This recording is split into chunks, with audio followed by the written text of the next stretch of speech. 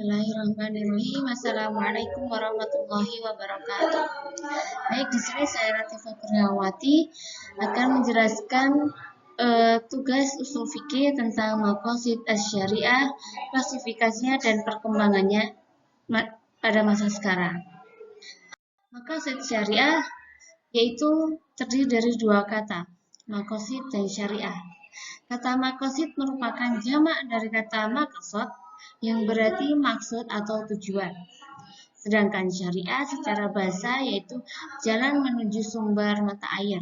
Itu secara umum. Sedangkan menurut asy-syariah dalam kamus Munawir diartikan sebagai peraturan, undang-undang, dan hukum. Maka dari itu maqasid syariah adalah upaya manusia untuk mendapatkan solusi yang sempurna dan jalan yang benar berdasarkan sumber ajaran Islam, yaitu Al-Quran dan hadis Rasul, atau sebagai tujuan akhir dalam menetapkan hukum yang sesuai dengan syarak. Dalam maqasid syariah mempunyai tingkatan-tingkatan. Ada tingkatan dalam maqasid syariah. Yang pertama, maqasid ad-daruriyat, maqasid al-hajiyat, dan maqasid at-tahsiniyat. Yang pertama yaitu maqasid daruriyat atau primer.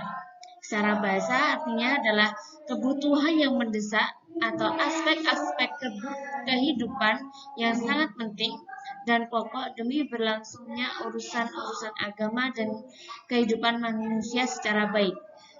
Dan maqasid daruriyat ini jika ditinggalkan maka kelangsungan hidup manusia akan berjalan sangat kurang baik. Kemudian maqasid al-hajiyat atau sekunder secara bahasa yaitu artinya kebutuhan pembantu atau kebutuhan samping. Dapat dikatakan juga menurut istilah yaitu aspek-aspek hukum yang dibutuhkan untuk meringankan beban yang teramat berat. Jadi maqasid al-hajiyat ini untuk meringankan hukum yang berat, untuk melengkapi hukum-hukum yang berat supaya menjadi ringan. Contohnya seperti mengqadha sholat ketika sedang perjalanan jauh, tayamum ketika sedang sakit, dan yang lainnya. Kemudian yang ketiga yaitu maqasid at-tahsiniyat yang tersier, yaitu secara bahasa berarti hal-hal penyempurna.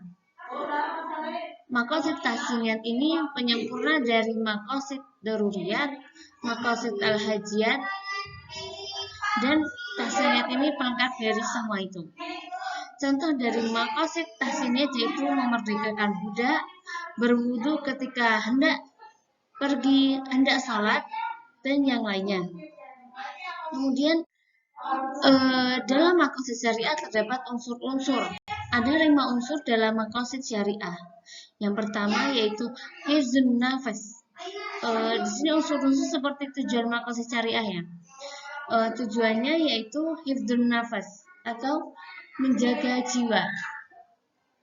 Contoh hifdzun nafas atau menjaga jiwa yaitu memenuhi kebutuhan pokok, larangan membunuh atau menyiksa, menganiaya, supaya jiwa kita tetap terlindungi.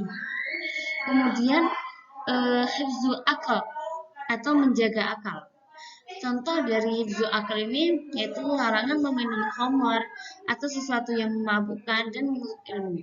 Jadi untuk melindungi akal supaya tetap dalam keadaan sehat dan dalam keadaan sadar, maka dilarang untuk adanya larangan meminum khamar dan diharuskan untuk menuntut ilmu supaya akalnya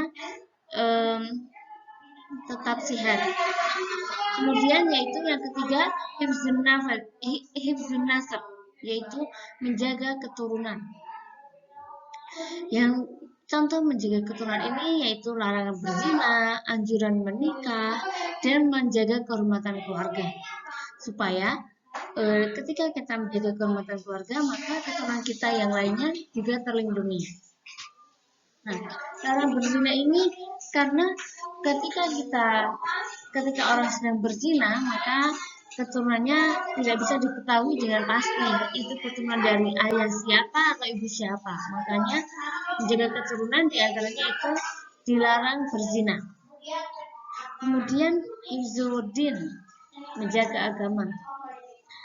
Hifzuddin contohnya yaitu seperti mendirikan sholat, melakukan zakat, melakukan puasa Ramadan, berhaji ke Baitullah bila yang mampu. Nah, menjaga agama ini yaitu menjaga supaya agama kita tetap terjaga, agama kita tetap bisa berjalan dengan baik, seperti itu. Kemudian hifzu amal yaitu menjaga harta. Contoh dari hifzu amal ini yaitu larangan korupsi, mencuri, berbuat curang ketika berdagang dan lain sebagainya. Karena menjaga harta ini yaitu menjaga harta supaya dalam keadaan halal, dalam keadaan berkah, dan tidak ada keharaman sedikit pun. Makanya dilarang adanya korupsi, mencuri, dan berbuat curang ketika berdagang ataupun bertransaksi yang lain. Kemudian perkembangan makosid syariah pada zaman sekarang. Makosid syariah banyak digunakan dalam bidang ekonomi, kewirausahaan, karena yaitu untuk mengatur beberapa kegiatan manusia. Karena ekonomi merupakan kegiatan utama dalam kehidupan.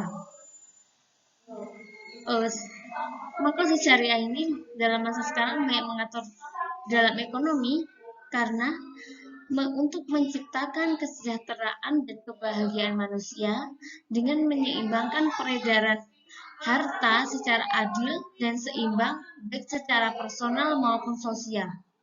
Di era sekarang banyak mujtahid atau yang penggali-penggali hukum yang menggunakan makosid syariah untuk membantu menetapkan suatu hukum tertentu atau kegiatan sehari-hari manusia supaya terhindar dari kemadharatan dan tetap mempertahankan kemaslahatan bersama.